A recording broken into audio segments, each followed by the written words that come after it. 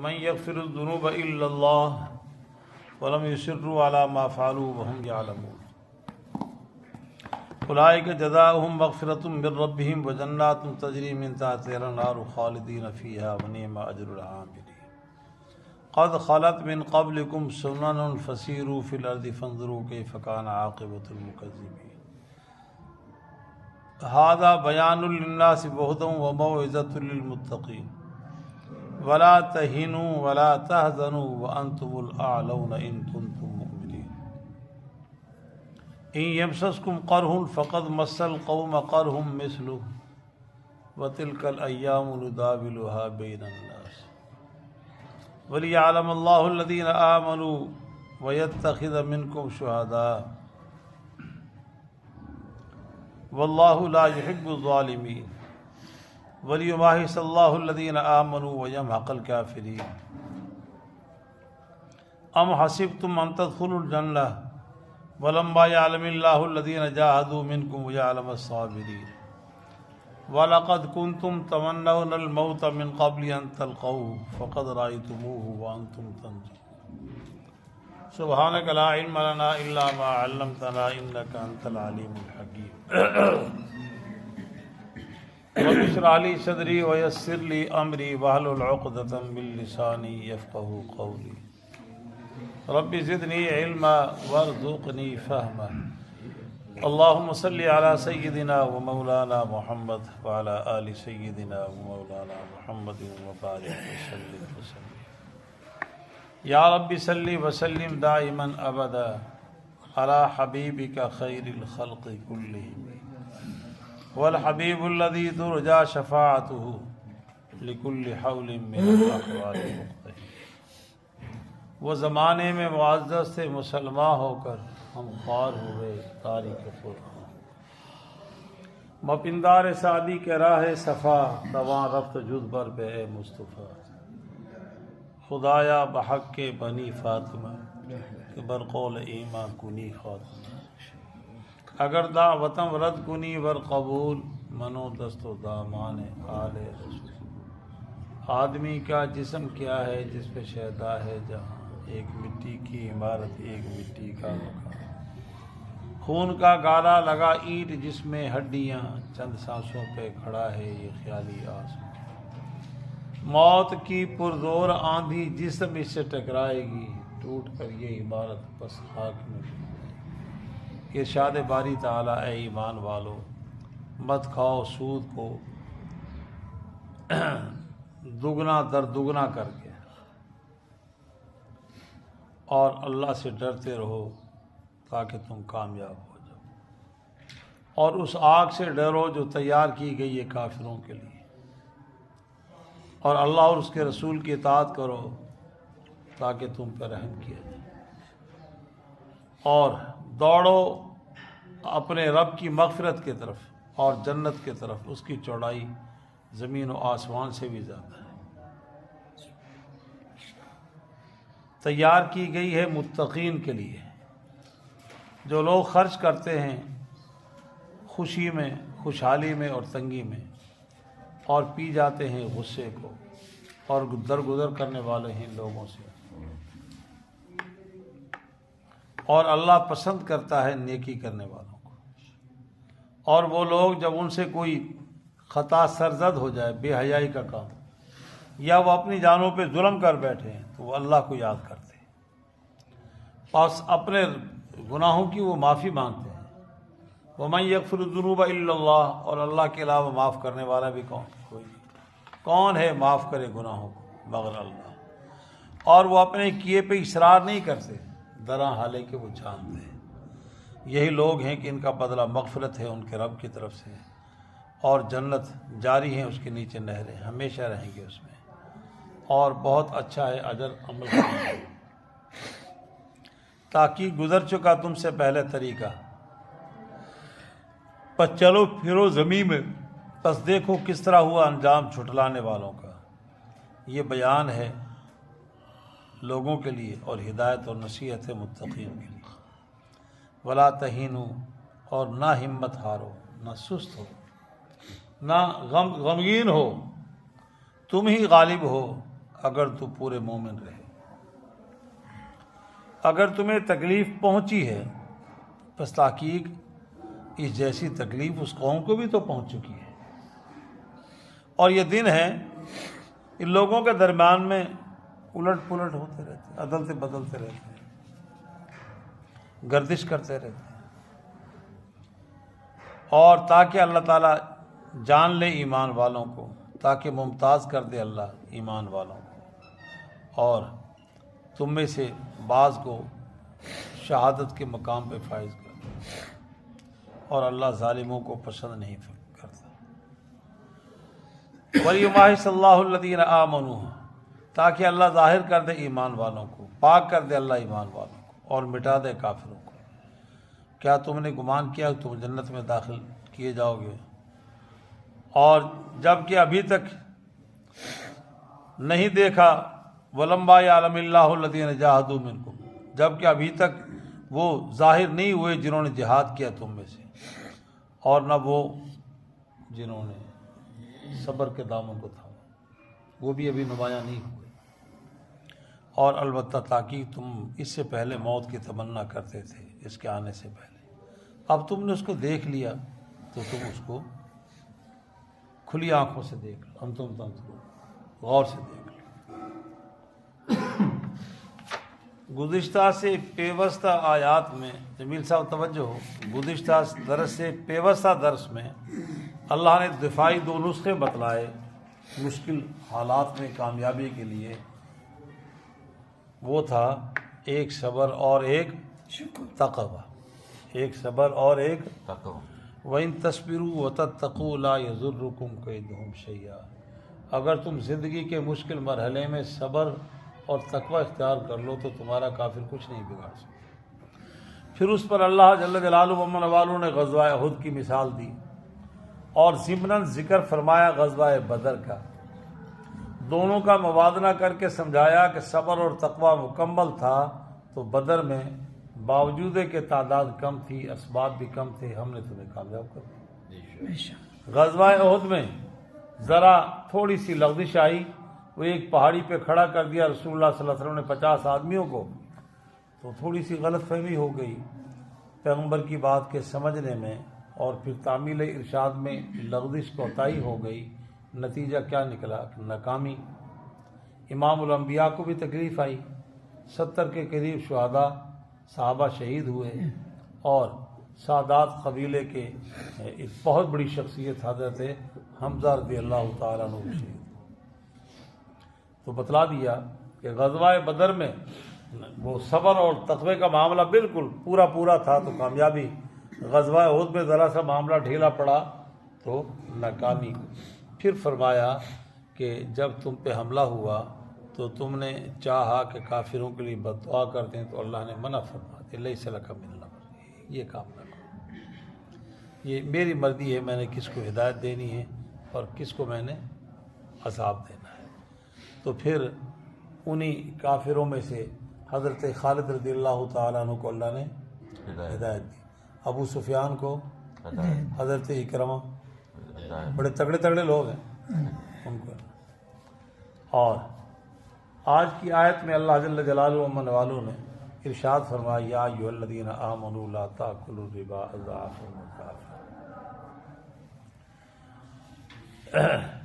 پیچھے کا جو مضمون ہے رائے صاحب اور اگلا جو مضمون ہے، اس کے درمیان میں ایک آیت مبارکہ آگی، لا تأکلوا الربا، اس کا سیاق و سباق سے کوئی رابطہ نہیں ہے بظاہر، توجہ ہو آپ کی، آگے اس کا ذہن ٹھیک ہے۔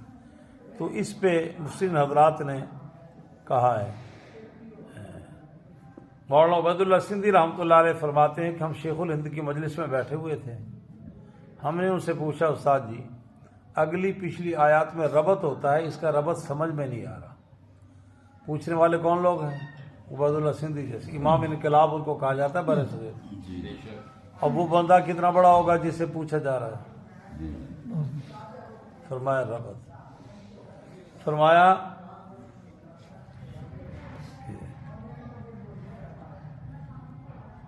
صحابہ کرام رضوان اللہ علیہم اجمعین کے دل میں انتقام کا جذبہ، انتقام کی آگ بھڑک اٹھی۔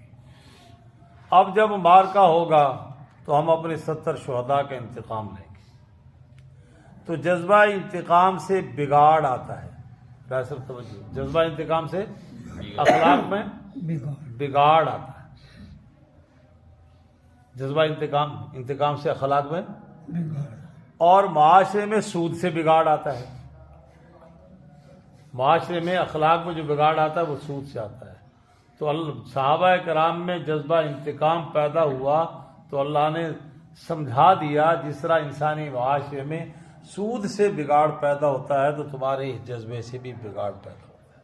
انتقام نہیں لینا، انتقام نہیں لینا۔ اور آخر میں آیات میں سمجھا بھی دیا، ان یمسسکم قرح فقد مس القوم قرح، تو فرمایا اے ایمان والو سود کو نہ کھاؤ، سود کو۔ تو رائے صاحب آپ کی وکیلوں کی زبان میں ہم یہاں دلیل بنا سکتے ہیں کہ کھانا حرام ہے، پانا حرام کو نہیں ہے۔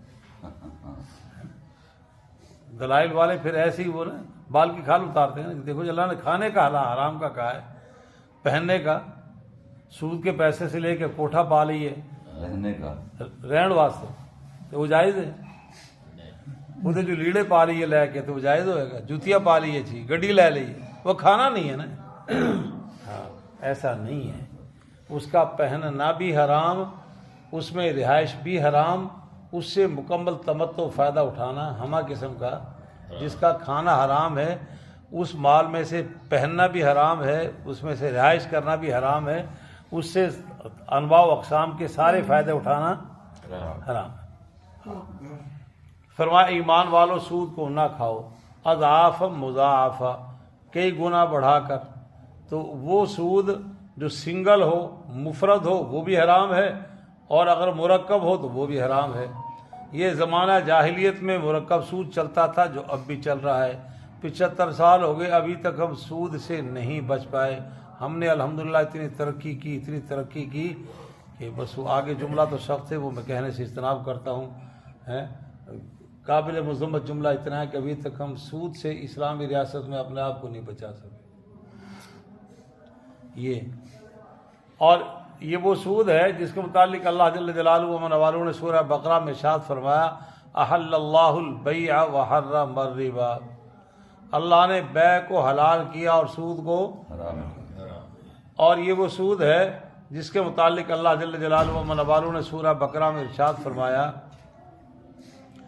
کہ فَإِن لَّمْ تَفْعَلُوا فَأْذَنُوا بِحَرْبٍ مِّنَ اللَّهِ وَرَسُولِهِ، اگر تم سود کو نہیں چھوڑ سکتے تو مجھ اللہ کا تم سے اعلان جنگ ہے، ایک طرف میں اور میرا نبی اور ایک طرف تم ہو، آ جاؤ جنگ کے لیے تیار ہو جاؤ۔ تو ہم نے سودی کاروبار کر کے اللہ کے اعلان جنگ کو دعوت نہیں دی، اس کو قبول کر لیا، اس کی سزا بھی بھگت رہے ہیں، سزا بھی بھگت رہے ہیں۔ سزا یہ بھگت رہے ہیں کہ وہ اگلا کردہ لتھ نہیں تھا، پچھلا اگلے دی کر دی قسط تیار آ گئی اور ہم پھر بھی دوڑ لگا رہے ہیں حکمرانی کا تاج پہننے کے لیے، ایسے ہی کہ نہیں؟ جی ہاں۔ اور معراج کی رات امام الانبیاء نے دیکھا ایک شخص کو، وہ پتھر کو لقمہ بنا کے کھا رہا ہے۔ پوچھا جبریل کیا ماجرا ہے؟ فرمایا یہ آپ کا وہ امتی ہے جو سود خوار ہے۔ کیا ہے؟ سود خور ہے۔ اندازہ لگائیں تو اس کی ساری، تو فرمایا اضافہ مضافہ، کئی گنا بڑھا کر، یہ مرکب سود ہے۔ 1,00,000 روپے، اور اس سے فرماتے ہیں علماء سب سے خطرناک سود ہے جو قرضے کی شکل میں سود لیا جاتا ہے۔ سود کے اور بھی انواع اقسام، اب تو بہت اس کے جناب صورتیں نمایاں ہو گئی سود کی، ہر گلی محلے میں جناب بولی کی جو کمیٹی وہ سود ہے۔ تو کئی گنا بڑھا کر مرکب سود، زمانہ جاہلیت میں بھی طریقہ تھا اور آج بھی ہے۔ آج تو یہ بڑا مہذب تجارت ہے، اب تو ورلڈ بینک، IMF پوری دنیا کو قرضہ دے رہے ہیں، سودی قرضہ۔ یہودیوں نے اس کام کا آغاز کیا اور ان کے ہاں مذہب میں تو تھا، مگر وہ تو اپنے مذہب کے پیروکار ہیں ہی نہیں، تحریفیں کر لی انہوں نے، اور اب تو تحریف کو بھی آئینی قانونی تحفظ حاصل ہو رہا ہے۔ وہ رائے صاحب کے شعبے کے جو سینئر لوگ ہیں انہوں نے جناب لی وہ تحریف قرآن کی طباعت پہ قانونی جواز فراہم کر دیا کہ اس پہ مذہبی آزادی ہے، کوئی قدغن و پابندی نہ ہے. گزرا سب جی گزرا ہے وہ. جی بالکل. اور سمجھ میں آ گیا کہ ہدایت اور گمراہی اللہ کے قبضے میں ہے. وہ اگر گمراہ کرنا چاہے تو اتنے بڑے عہدے پہ فائز کر کے اس کو بھی گمراہ کر دیتا ہے. فائز کو گمراہ کر دیتا ہے، عہدے پہ فائز کر کے پھر اس فائز کو گمراہ کر دیتا ہے. اندازہ لگائیں. مفتی منیب صاحب نے اپنے ایک واعظ میں پرسوں جملہ کہا. یہ صدر مفتی ہیں ہمارے مکتب فکر بریلوی کے، سنی حنفی عالم ہیں. بڑی خوبصورت بات کہی انہوں نے کہا کہ آئینی انہوں نے سہارا لیا ہے کہ یہ قبل جرم ما قبل کا ہے تو ما بعد میں قانون بنا ہے. تو انہوں نے فرمایا کہ تم نے فیصلہ صادر نہ کرتے، حکومت کے کھاتے میں ڈال دیتے، اس کے لیے قانون بناؤ. مولانا تقی عثمانی صاحب نے کہا کہ تمہاری کوتا نظر ہے 2011 اور 12-13 میں پہلے ہی قانون موجود ہے. جج صاحب ذرا وہ قانون کو دیکھ لیتے. مفتی تقی صاحب نے کہا کہ پہلے ہی قانون موجود ہے. سزا جو ماں بعد قانون بنا ہے اس میں تو سزا کو مزید سخت کیا گیا ہے. ہاں پہلے قانون تھا، جج صاحب کی نظر نہیں ہے. ہاں جو میں بات کہنا چاہ رہا ہوں مفتی منیب کے حوالے سے، انہوں نے فرمایا کہ جناب فائز صاحب، حب رسول کی تقاضا تھا کہ تم اپنے آپ کو مجرم نہ گردانتے، تم بھی حب رسول کا کچھ تو کردار ادا کر دیتے. کیا تیرے دل میں نبی کی کوئی محبت نہیں ہے؟ کل قیامت کے دن اللہ کے نبی کو کیا منہ دکھاؤ؟ کوئی چرچا کیا منہ دکھاؤ؟ ہمارے ہاں تو کہتے ہیں جناب اسی تھوڑے کتا دیا شرما کرنے، پر تینوں نبی دی شرم نہیں آن رہی. نہیں سمجھے؟ لوگ تو تعلق میں کتوں کی شرم کرتے ہیں کہ جناب 4.5 کا کتا ہے. چلا سب ہے کہ نہیں؟ اور تمہیں نبی کی شرم نہیں آ رہی ہے؟ اتنے بڑے عہدے پہ بیٹھ کر. اور یہ پتہ نہیں، میں نے تو شعور میں جب سے آنکھ کھولا اس عہدے پہ جو بھی جاتا ذلیل الرسوا ہو کے ہی جا رہا ہے. وہ اس سے پہلے کہ گلزار صاحب آئے تھے، راج صاحب کراچی کے، انہوں نے مسجد گرانے کا آرڈر دیا. اس کو کہا گیا کہ مسجدی لاباری سے یہ گرانے کا آرڈر دے رہے ہو، وہ فلاں BCO شادی حال ہیں، بڑے تگڑے لوگوں نے بنائے سرکاری جگہ پہ، ان کو بھی گرانے کا آرڈر دو. آرمی کے ان کو بھی گراؤ ذرا. اور پھر کہا گیا کہ جس طرح بنی گالا وہ سرکاری جگہ پہ بن کر پھر آئین کا سہارا لے کے اس کے رقم ادا کر کے اس کو غیر قانونی کو قانونی بنایا گیا، تو ہم مسجد کے پیسے دیتے ہیں، غیر قانونی کو قانونی بنا لو. پیسے دینا ہے نا، اس کے جو پیسے ہیں سرکاری نہیں مانا کہ نہیں گرانا ہے. اس سے پہلے جناب آسیہ کا جب مسئلہ ہوا تو ہمارے ہاں لطیف کھوسا، یہ سینئر جج ہے، رائے صاحب ایسی لطیف کھوسا، سعید کھوسا، آصف سعید کھوسا، اور اس کے ساتھ تھا وہ ثاقب صاحب. وہ آسیہ کا جب مسئلہ ہوا تو کیسے جناب اس کو نکالا یہاں سے، جبکہ اس نے عدالت میں کہا میں اپنے موقف سے منحرف نہیں ہوتی، بیان واپس نہیں لیتی، میں نے جو کہا ہے میں اس موقف پہ قائم ہوں. اور اس پہ مولانا فضل الرحمان صاحب نے ایک جملہ کہا کہ آپ کی سیشن جج نے بھی وہی آئین پڑھا ہے، ہائی کورٹ نے وہی آئین پڑھا ہے، تو کم از کم ان سے بلا کے پھر یہ پوچھ لو کہ اس عورت بیچاری کو ناجائز سزا کیوں دی؟ آئین تو ایک ہی ہے نا، ان کو سزا کیوں دی؟ اور اگر انہوں نے سزا صحیح دی ہے تو پھر تم کیوں اس کو معاف کر رہے ہو؟ خیر، حیرانگی. یہ پاکستان بیچارہ ویسے سازشوں کا گڑھ ہے. اللہ تعالیٰ اس مملکت کی حفاظت فرمائے، اس مملکت کی اللہ. تو فرمایا سود کئی گنا بڑھا کر، کئی گنا کی شکل یہ ہوتی ہے کہ 1 لاکھ روپے لیے قرضہ کہ 1 سال کے بعد یہ میں دوں گا، نہ دے سکا تو اس پہ 1000 وہ سود ہوگا. 1000 اگر نہ دے سکا تو کتنا سود ہوگا؟ اب 1 سال کے بعد وہ قرضہ نہ دے سکا تو 1 لاکھ کے ساتھ یہ 1000 اصل رقم میں شامل ہو جائے گا. سود در سود. چلو میں نے تھوڑا کہا ذرا زیادہ سمجھانے کے لیے، 1 لاکھ پہ 10,000 سود ہے. 1 لاکھ پہ آئندہ سال اگر نہ دے سکا تو اب قرض والے کی رقم کتنی بن جائے گی؟ 1 لاکھ. اگلے 2 سال کے بعد نہ دے سکا تو اصل رقم کتنی ہو جائے گی؟ 1,20,000. یہ ہم جو ہے نا وہ اب IMF اور ورلڈ بینک کا جو قرضہ ہم دیتے ہیں نا، وہ سود بھی اصل رقم میں شامل ہو کے اس کو بھی نہیں ہم دے پا رہے. اصل رقم تو بہت پیچھے چلی گئی، اس کا سود اتنا بڑھ گیا ہمارے اوپر جو اصل رقم، یہ ہے اضافہ مضافہ، کئی گنا بڑھا۔ تو فرمایا اللہ سے ڈرو تاکہ تم کامیاب ہو جاؤ، وہی تقوی جو اصل بنیاد ہے کامیابی کی۔ اور آگے فرمایا واتقوا النار التی اعدت للکافرین، اس آگ سے ڈرو جو تیار کی گئی ہے کافروں کے لیے۔ امام اعظم ابو حنیفہ رحمۃ اللہ علیہ فرماتے ہیں یہ اللہ سے ڈرانے کے لیے قرآن پاک کی سب سے اہم آیت ہے۔ ایک بات، دوسری بات بڑی توجہ والی ہے، فرمایا یہ آیت سمجھا رہی ہے کہ آگ جو ہے جہنم کی اصل میں کافروں کے لیے، تمہارے لیے نہیں ہے۔ واتقوا النار التی، سب توجہ، واتقوا النار التی اعدت، اس آگ سے ڈرو جو ہم نے کافروں کے لیے بنائی، تمہارے لیے نہیں بنائی۔ تو مطلب تسی غلطیاں کر کے تسی نہ اتنے پھائے لگ جائے، تم نہ اس میں گھس جانا غلطی سے بھول کے، وہ تمہارے لیے نہیں ہے، بنائی ہم نے کافروں کے لیے، تو اگر غلطی سے نہ باز آؤ گے تو پھر تم بھی پہنچ جاؤ گے وہاں۔ آگے فرمائے واطیعوا اللہ والرسول، اور اللہ اور اس کے رسول کی اطاعت کرو، امید ہے تم پر رحم کیا جائے گا۔ غزوہ احد میں ذرا سی لغزش ہوئی تو نتیجہ کیا نکلا؟ شکست۔ تو اب اللہ کی اور اللہ کے نبی کی کامل اطاعت کرنی ہے۔ کامل اطاعت میں صبر کا دامن بھی تھامنا ہے، تقوی بھی اختیار کرنا ہے، ہمہ قسم کی معاصی اس سے اجتناب کرنا ہے، اور موقع بموقع لمحہ بلمحہ جو بھی اللہ اور اللہ کے نبی کا حکم ہے، آرڈر ہے، اس کو ماننا ہے۔ تو پھر نتیجہ کیا نکلے گا؟ تم کیا ہو جاؤ گے؟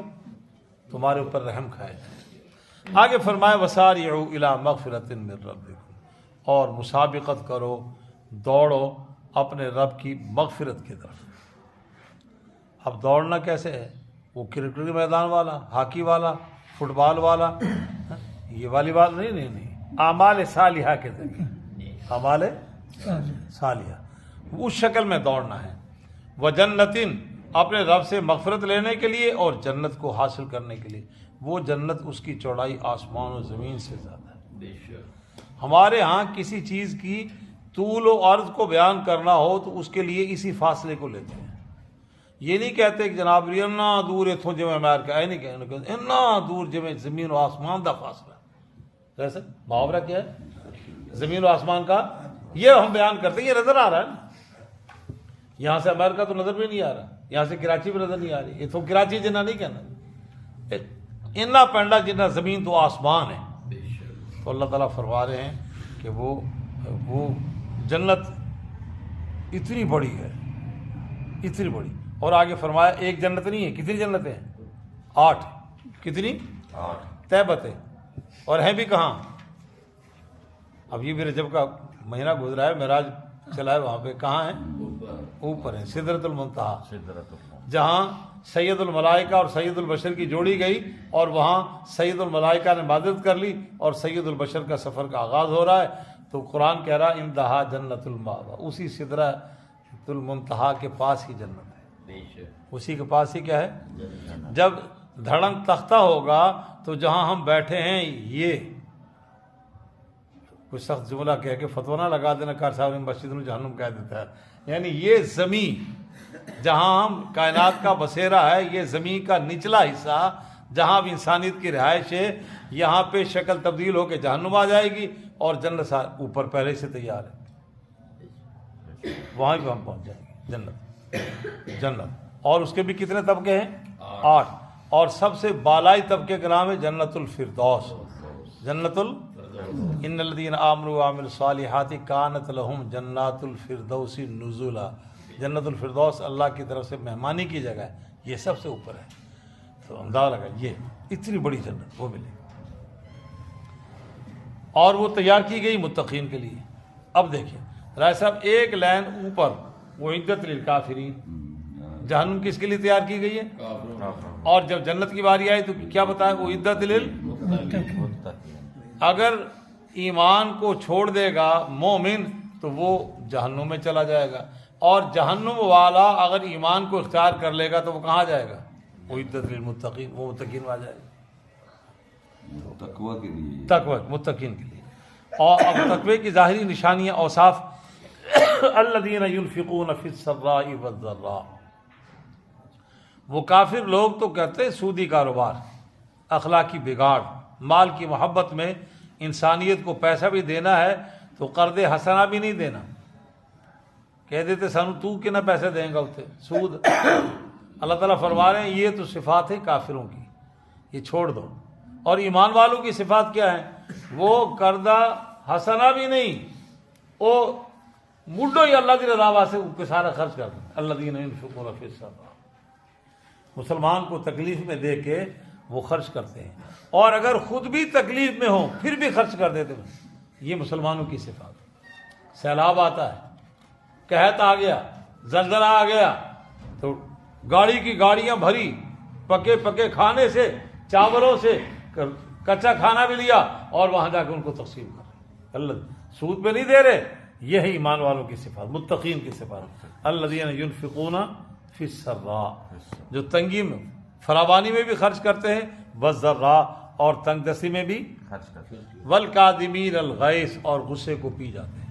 غصے کو وہ انتقام کا جذبہ ان میں نہیں ہوتا, معاف کرتے ہیں, غصے کو پی جاتے ہیں. والعافین, اور درگزر کرتے ہیں لوگوں سے. واللہ یحب المحسنین, اور اللہ نیکوکار کوئی نیکی کو پسند کرتا ہے. اور اللہ نیکی کو اس پر ایسا بڑا ایک عجیب واقعہ لکھا سے حضرات نے, امام زین العابدین 12 اماموں سے. ان کا واقعہ ہے کہ وہ پیرانہ سالی میں ان کی ایک لونڈی خادمہ, وہ ان کو وضو کرا رہی تھی, لوٹے سے وضو کرا رہی, تو اچانک پانی اچھل کے ان کے کپڑوں پہ گر پڑا. تو انہوں نے جو غصے سے دیکھا, یہ نالائکی, تمہیں اتنا شعور نہیں ہے. مخدوم کی جب خادم خدمت کرتا ہے تو غلطی پہ مخدوم کو غصہ, کہا کچھ نہیں انہوں نے, صرف غصے سے دیکھا.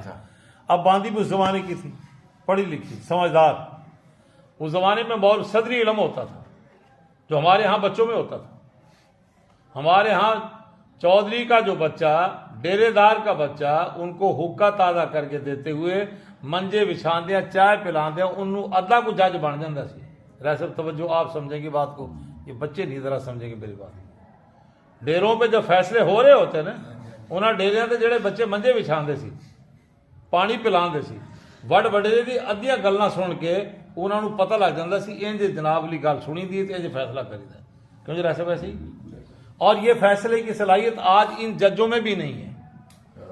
یہ تو پیسے کے مرید ہیں بیچارے, یا فون سے ڈر جاتے ہیں. بات سمجھے؟ تو یہ اب وہ باندی بھی تو امام زین العابدین کی تھی, اس میں ان کی صحبت میں رہ کے کتنا علم آ گیا ہوگا. اس نے جب یوں دیکھا تو باندی نے بڑی ذہین تھی, موقع سے فائدہ اٹھاتے ہوئے اس آیت کو پڑھا, والکاظمین الغیظ, والکاظمین الغیظ. تو امام زین العابدین فرمانے لگے میں اب تجھے کوئی سزا نہیں دوں گا, تجھے کوئی سزا. غصہ پی گیا. اس نے فوراً موقع سے فائدہ اٹھاتے ہوئے فوراً کہا والعافین عن الناس, والعافین عن الناس, والعافین. ارے ایمان والے تو غصے کو پی جاتے ہیں, معاف بھی کر دیتے ہیں. تو انہوں نے کہا کہ ٹھیک ہے میں نے تمہیں معاف کر دیا, درگزر کر دیا, آئندہ کوئی مواخذہ نہیں. وہ باندھی بڑی ہوشیار, اس صحبت میں رہ کے اس نے علم حاصل کیا. انہوں نے آج کا تیسرا فقرہ پڑھ دیا, واللہ یحب المحسنین, اور اللہ تو نیکی کو پسند کرتا ہے. فرمان لگے جا میں تینوں آزاد کیا تھا, تینوں میں آزاد کیا. واللہ, اللہ نیکی کو پسند کرتا ہے, نیکی کرتا ہے. نیکی ہے کہ محسنین کو اللہ پسند کرتا ہے. تو متقین کی صفات, متقین کی صفات ایسا غصے کو پی جاتے ہیں, خطا ہونے پہ معاف کر دیتے ہیں, اور اپنی طرف سے پھر نیکی, اور فرمایا اللہ نیکی کو پسند کرتا ہے. نیکی بھی تو کرو نا, فرمایا نیکی جا میں تو آزاد کر سکتا. یہ احسان, یہ ہے احسان. محسنین احسان, احسان کرو نا, تو اللہ احسان والوں کو پسند کرتا ہے. ٹھیک ہے, جو میں احسان کرنا میں تمہیں آزاد کر دوں. والذین اذا فعلوا, آگے ایمان والوں کی صفات, والذین اذا فعلوا فاحشہ, انسان کی زندگی میں صبح میں شام میں دن میں رات میں سفر میں حضر میں سردی میں گرمی میں بتقاضا بشیر سے کوئی خطا ہو جائے. والذین اذا فعلوا فاحشہ, کوئی کبیرہ ہو جائے. فاحشہ, فاحشہ کہتے ہیں گناہ کبیرہ. او ظلموا انفسہم, یا وہ اپنی جانوں پہ کوئی ظلم کر لیں, نماز نہیں پڑھی, روزہ نہیں رکھا, زکوٰۃ نہیں دی, اپنی جانوں پہ ظلم ہے نہیں ہے. اب یہ اپنی جان پہ ظلم کر رہا ہے نا. میں نے اگر روزہ نہیں رکھا جو سب آپ کا تو کچھ نہیں بگاڑا, میں نے اگر نماز نہیں پڑھی تو اپنی جان پہ ظلم کیا نہیں، کسی کا تو کچھ نہیں بگاڑا. ٹھیک ہے، تو یہ دو طرح کے ظلم. تو فرمایا ذکر اللہ، پھر وہ اللہ کو یاد کرتے ہیں اور مجھے اللہ سے معافی مانگتے. چنانچہ بزرگوں نے لکھا ہے کہ اگر گناہ کبیرہ کا ارتکاب کر کے معافی مانگ لے وہ کبیرہ نہیں ہے، وہ تو معاملہ سیدھا ہو گیا. اور اگر چھوٹے گناہ کر رہا ہے جمیل صاحب اور معافی نہیں مانگ رہا تو پھر وہ چھوٹا گناہ نہیں، وہ تو کبیرہ بن جائے گا. جب گناہ کی طے لگتی چلی جائے پھر وہ چھوٹا گناہ نہیں، وہ تو بڑے گناہ کی طرف لے کے جاتا ہے. تو فرمایا اچھا ایمان والا وہ ہے جو التائب من الذنب کمن لا ذنب لہ، توبہ کرنے والا اللہ کے ہاں ایسا ہو جاتا ہے جیسے اس نے گناہ کیا ہی نہ ہو. اور فرمایا الا کلکم خطاؤن، آگاہ ہو تم سب خطا کار ہو، وخیر الخطائین التوابون، اور تم خطا کاروں میں بہترین وہ ہے جو خطا ہونے پہ توبہ کرے. خطا ہونے پہ کیا کر لے؟ توبہ کر لے. اور توبہ خود ایک عبادت ہے. توبہ فَأُولَٰئِکَ یُبَدِّلُ اللَّهُ سَیِّئَاتِہِمْ حسنات، جو صدق کے دل سے توبہ کر لے اللہ اس کے گناہوں کو حسنات میں تبدیل کر دے. اللہ اس کے گناہوں کو حسنات میں تبدیل کر دیتے. اور ایک روایت میں ہے کہ ایک آدمی نے دعا کی اللہ سے دعا کی، اگرچہ یہاں بظاہر قبولیت کا اثر نمایاں نہیں ہوئے مگر وہ درج ہو گئی. اللہ کے حضور جب پیش ہوگا وہ دعا جب سامنے آئے گی وہ کہے گا یا اللہ یہ نیک یہ عمل. فرمایا تو نے تو دعا تو کی تھی نا، وہ ریکارڈ میں جمع ہے، یہ لے لے اس کو. تو فرمایا وَمَن يَغْفِرُ الذُّنُوبَ إِلَّا اللَّهُ، اور وہ اس ذہن کو لے کے اللہ سے معافی مانگ رہا ہے یا اللہ میرے گناہوں کو تیرے علاوہ تو کوئی معاف کرنے والا ہے نہیں، میں تجھی سے معافی مانگ رہا ہوں.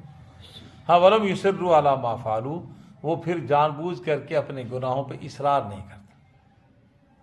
وہ ہمارے استاد اشرف صاحب رحمۃ اللہ علیہ فرمایا کرتے تھے ہماری تو توبہ بھی ایسی ہے، توبہ کی پھر توبہ کی پھر توبہ کر کے توڑ دی، توبہ کی پھر توبہ کی پھر توبہ کر کے توڑ دی. ایسے توبہ پہ توبہ بھی توبہ کر اٹھی. ولم یصر، اصرار نہ کرے. چلو سال 6 مہینے میں پھر خطا ہوگی معافی مانگ.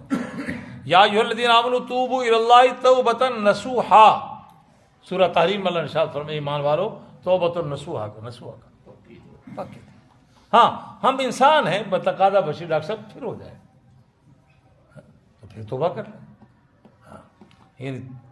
اولئک یہی لوگ ہیں کہ ان کا بدلہ جو اپنے گناہوں پہ نادم ہو کے توبہ کر لیتے ہیں، ان کا بدلہ کیا ہے؟ اس توبہ کے عمل کے ذریعے ان کے لیے مغفرت ہے ان کے رب کے، اللہ تعالیٰ ان کو معاف فرما دیں گے اور ان کو جنت دیں گے، ایسی جنت اس کے نیچے سے نہریں جاری خالدین فیہا، وہ ہمیشہ اس پر رہیں گے. یہ اعزاز 1-2 دن کا نہیں ہوگا.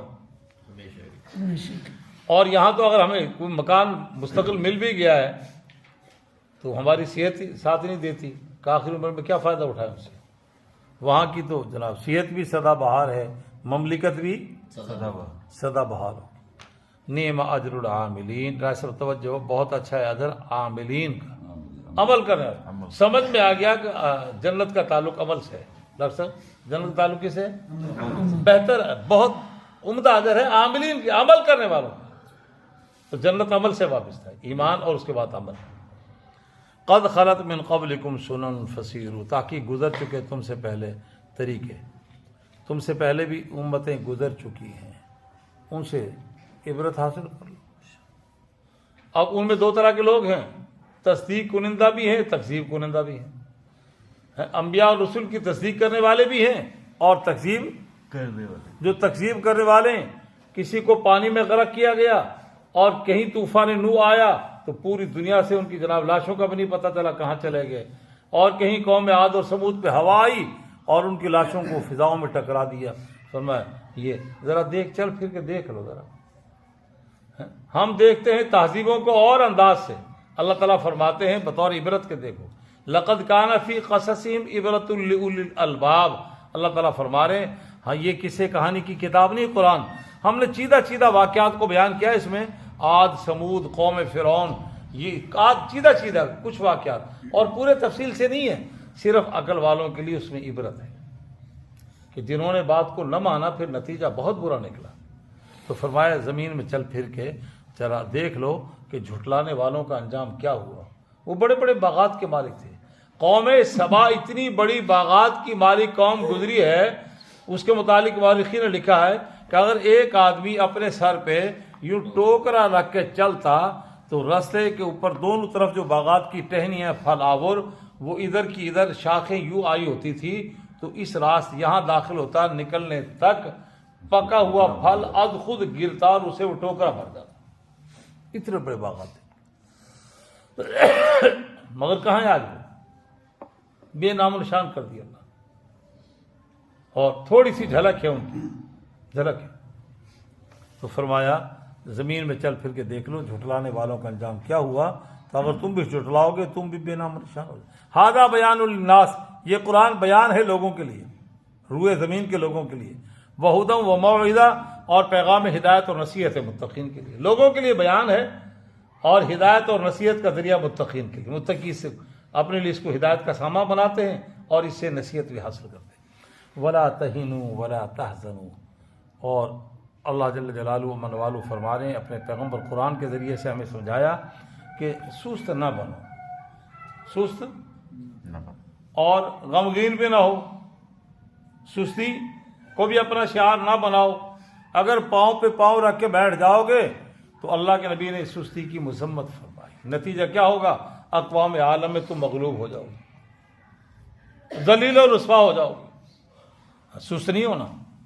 نبی علیہ الصلوۃ والسلام نے سستی کی نشانی بتلائی، حب الدنیا کراہیت الموت، وہن، اس کی مذمت فرمائی، کاہلی اور سستی. اور فرمایا، مجھے اچھی طرح یاد ہے ہمارے استاد مولانا حبیب اللہ صاحب رحمۃ اللہ علیہ، فاضل ہے وہ رشیدی، دیوبند کے فاضل تھے، جامعہ رشیدیہ کے وہ ناظم. وہ کبھی کبھی مہینے دو مہینے کے بعد تمام طلباء کو جمع کر کے بات فرماتے. تو اس انہوں نے اسی آیت کے ضمن میں انہوں نے سمجھایا کہ کاہلی اور سستی اچھی چیز نہیں ہے، مسلمان کو چاق و چوبند ہونا چاہیے. اور فرمانے لگے، اس پہ انہوں نے مثال دی، وہ بخاری قبرستان ہے ساہیوال میں، بہت بڑا، جی ٹی روڈ کے اوپر ہے. فرمایا انہوں نے مثال دے کے، اتنے دو ملنگ پیسے، دو ملنگ لیٹے پیسے، بیری دے تھلے، اوپر سے بیر گرا پکا ہوا، ایک ملنگ کے سینے پہ گرا، وہ دوسرے سے کہتا ہے انہوں چاک کے میرے منہ سے پا دو،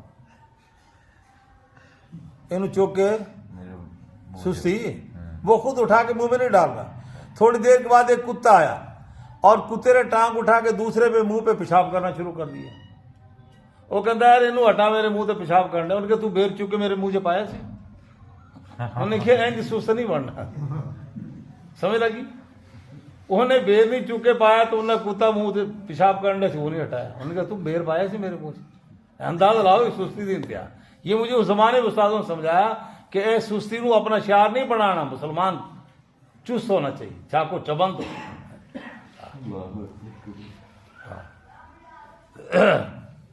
فرمایا ولا تہنوا ولا تحزنوا، اور غمگین نہ ہو. اگر غزوہ احد میں 70 تمہارے شہید ہو گئے تو غم نہ کریں، کوئی حوصلہ کریں، حوصلہ کریں. اس میں بھی راز ہے. وانتم الاعلون ان کنتم مؤمنین، تم ہی غالب رہو گے اگر تم ایمان کے دامن کو تھامے رکھو. صبر اور تقوی میں لچک نہ آتی تو تم نہیں کامیاب ہونا تھا. صبر اور تقوی میں تھوڑی سی لچک آ گئی نا تو پھر تمہیں حضرت حمزہ کی جدائی کی بھی برداشت کرنی پڑی، امام الانبیاء کا دانت مبارک بھی شہید ہوا، یہ سب. اور آگے فرمایا، بڑا خوبصورت جملہ کہا کہ کیوں گھبرا رہے ہو، کیوں کم ہمت ہو رہے ہو، ہمارے 70 شہید ہو گئے.